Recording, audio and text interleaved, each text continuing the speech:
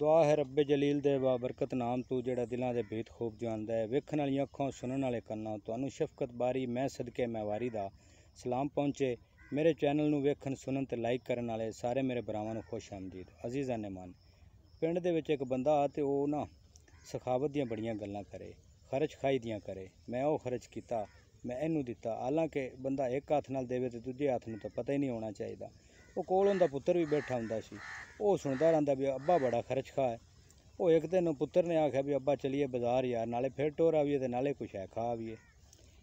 वो फिरद्या टुरद्या ना उत्थे बाजार च रेहड़ी ते सेब पाया।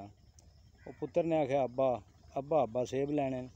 उन्हें आख्या पुत्र छड्ड, वो आ ते कोई कंजूस बस फुट्टा मारी रखता। उन्हें आख्या अब्बा अब्बा सेब लैने ने।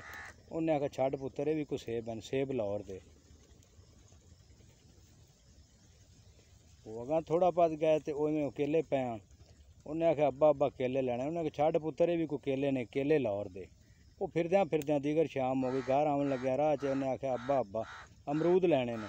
उन्हें आख्या छड्ड पुत्र, भी कोई अमरूद हैं, अमरूद लाहौर दे। घर आ गए, शाम रोटियां खादियां सौ गए। सवेरे उन्हें उठाया, उठ पुत्र मसीते चल। पुत्र आख्या भी अब्बा मेरी नींद नहीं पूरी हुई, मैं को नहीं जाना, मैं नहीं उठना। उन्हें आख्या पुत्र उठ, स्कूल का भी टाइम होने वाला है तो तू स्कूले भी जाना है। उन्हें आख्या अब्बा छड्ड यार, ये भी कोई स्कूल हैं, स्कूल लाहौर दे। उन्हें आख्या मैं यार तेरा प्यो हाँ तो तू मैनू एवें आंदा पिया। उन्हें आख्या ओ मैं तेरा अब्बा हाँ यार। उन्हें आख्या छड्ड छड्ड यार अब्बा, तू भी कोई अब्बा है, अब्बे लाहौर दे।